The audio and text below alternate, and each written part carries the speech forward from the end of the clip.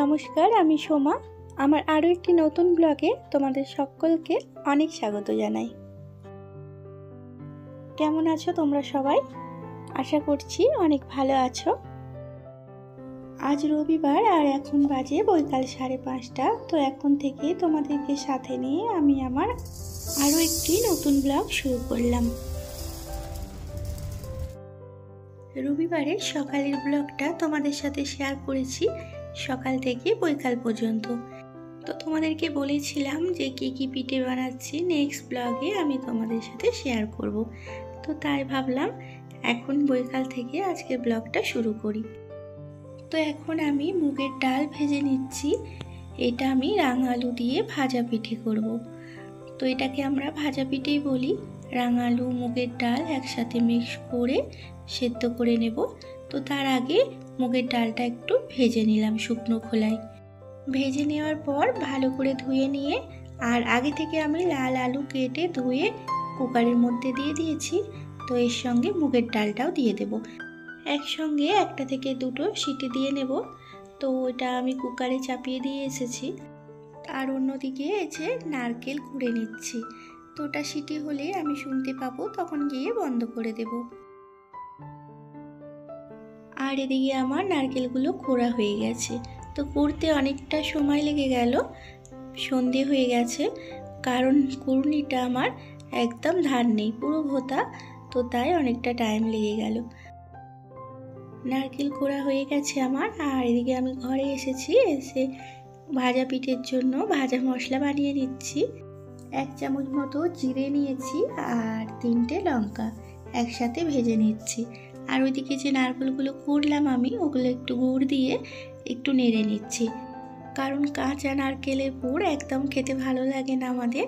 একটু মিষ্টি মিষ্টি হলে নারকেলের পুরটা বেশ ভালো লাগে। আর ওই যে ডালটা সেদ্ধ করে রেখেছিলাম, ওই ডালটা এভাবে কড়াই দিয়ে একটু নেড়ে চেড়ে নিচ্ছি। লাল আলু আর ডালের মিশ্রণটা অনেকটা জলজলে হয়ে আছে, তাই কড়াই দিয়ে নেড়ে চেড়ে নিচ্ছি। আর একটু নেড়ে চেড়ে শুকনো করে নেব। তো এতে আমি গুড়টা আর আগে থেকে ভেজে রাখা ভাজা মশলাটাও অ্যাড করে দিলাম। এটা অনেকক্ষণ নেড়ে চেড়ে এই জলটা একটু মেরে নেব। এটা আমার একটু জলজলে হয়ে গেছে, একটু জলটা বেশি দিয়ে ফেলেছিলাম। এবার ভাজা পিঠের জন্য আমি চালের আটাটা মেখে নেব। আর এই যে ওই রাঙা আলু আর ডালের মিশ্রণটা এইরকম ঠিক হয়ে গেছে। তো এটা দিয়েই এই চালের আটাটা মেখে নেব, এক ফোঁটাও জল দেব না। তো আমি এইভাবেই ভাজা পিঠে বানাই।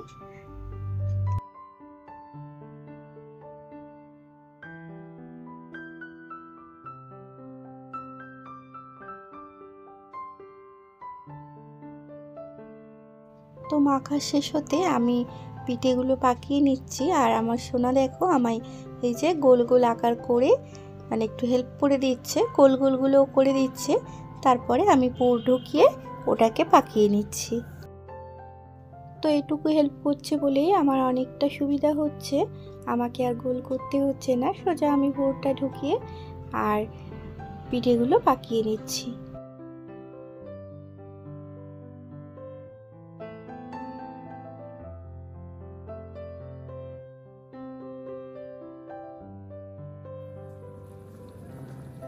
তো সব একসঙ্গে পাকিয়ে নিয়ে এই যে ছাদে বসে বসে পিঠেগুলো ভেজে নিচ্ছি। তো ছাদে একটা ছোট্ট উনুন বানিয়েছি, ইট দিয়ে বানিয়েছি, কোনো কাদা টাদা দিইনি, কারণ এখানে মাটি পাওয়া দুষ্কর ব্যাপার। তো এই যে এইভাবে উনুনটাকে জ্বালিয়ে এই পিঠেগুলো ভেজে নেব। খুব সুবিধা হয়, একটু তাড়াতাড়ি হয়। আর সত্যি কথা বলতে আমার খুব ভালো লাগে এভাবে উনুনে কোনো কিছু রান্না করলে। তো সেটার জন্যই আরও শখ করে করা। আর এতে সেদ্ধ পিঠেটা খুব সুন্দর হয়। যতবার সেদ্ধ পিঠে গ্যাসে করেছি কিন্তু ভালো হতো না, দাঁতে বসে যেত। আর এইভাবে উনুনে করার পর থেকে সেদ্ধ পিঠেটা খুব সুন্দর হয়। আর অন্যদিকে আমার ভাজা পিঠেগুলো এই যে ভাজা হয়ে গেল। তো এবার এগুলো তুলে নেব আর আরও যেগুলো আছে এভাবেই সমানভাবে ভেজে নেব।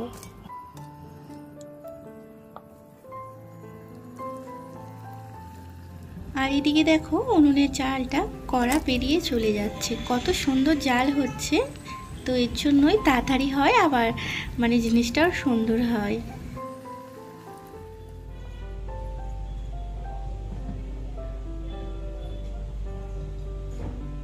শুভ সকাল বন্ধুরা, এটা হলো পরের দিন সকালবেলা, মানে সোমবার। এটা সোমবার সকালবেলা আমি ভিডিওটা শুরু করেছিলাম রবিবার বৈকাল থেকে, আর এটা পরের দিন।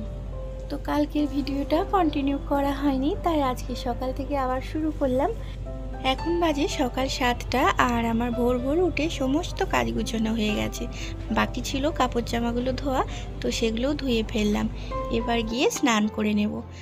তো আজকের দিনটা মকর সংক্রান্তি, তো চেষ্টা করেছিলাম একটু তাড়াতাড়ি স্নানটা করার, কিন্তু সেই দেরি হয়ে গেল।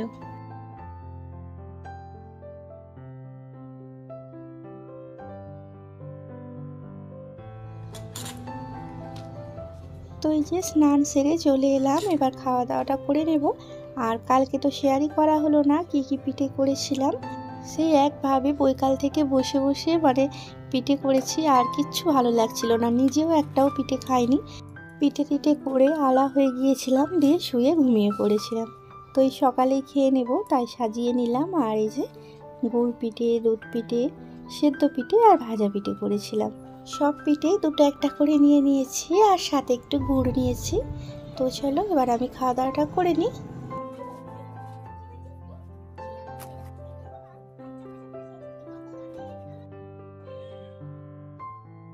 তো ভেবেছিলাম এই মকর সংক্রান্তিতে বেশ ভালো করে পুজো করব, ঘরে মন্দিরে যাব, তো সেটা আর হয়ে উঠলো না। তো আজকে আমি পুজো দিতেই পারলাম না, তো আমার সোনা দিয়ে দিচ্ছে। আর আমি দেখেছি আমি যদি কিছু ভাবি আগে থেকে, তো সেই আগে থেকে ভাবা জিনিসটা কোনোদিনই পূরণ হয় না আমার। তো যাই বা হোক, এইসব জিনিস আমাদের হাতে থাকে না।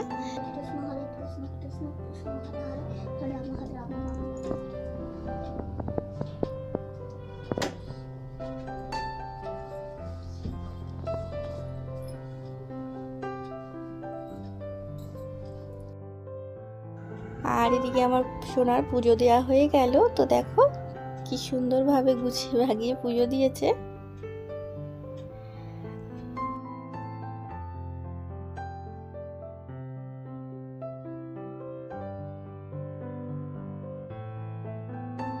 কেমন সাজুগুজি করেছে গো আজকে নিজে নিজে।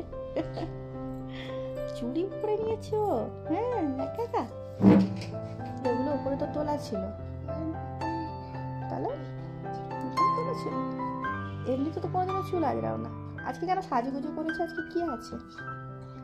কি আছে তুমি বলো আমার বন্ধুদের। হ্যাপি মকর সংক্রান্তি বলো। হ্যাপি মকর সংক্রান্তি। মুখটা হাত থেকে সরাও, জোর করে বলো হ্যাপি মকর সংক্রান্তি।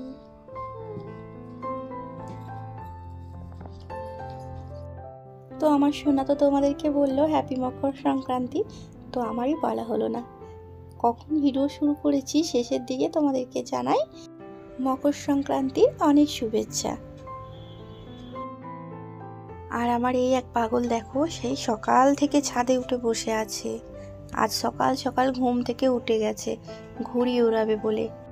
কারণ এখানে না মকর সংক্রান্তির দিন অনেক সবাই ঘুড়ি উড়ায়, তো সবাইকার ছাদে উঠে ঘুড়ি উড়ায়।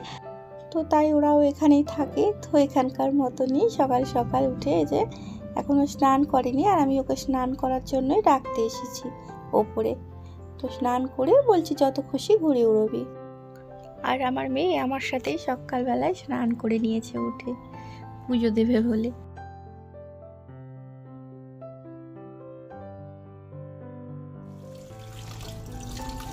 তো আমি নিচে চলে এলাম, আর আমার সোনাও এসে স্নান করে নিচ্ছে। তো এবার এই যে আমি রান্না বান্না চাপাবো। তো এই যে আজ রান্না হবে মাংস, তো মাংসগুলো ধুয়ে নিচ্ছি। মাংস ধোয়া হয়ে গেল, আর অন্যদিকে দেখছি ভাতটা আমার হয়ে গেছে। তো ভাতটা কিছুক্ষণ আগেই চাপিয়েছিলাম, তো ভাতটা এবার নামিয়ে নেব। তো এইভাবে চিমটি লাগিয়ে আমি ভাতটা নামাই, আগেও বলেছি। তো এইভাবে চিমটি লাগালে ভাতটাকে ধরে ধরে মানে ছড়াতে হয় না, ছেড়ে দিলেই আপনা আপ হয়ে যায়, আর হাতে গরম তাতটাও লাগে না। তো এবার আমি তরকারিটা করে নেব, আর ভিডিওটা আমি আর বাড়াচ্ছি না। এখানেই শেষ করলাম। তো আবারও দেখা হবে তোমাদের সাথে একটা নতুন ব্লগে।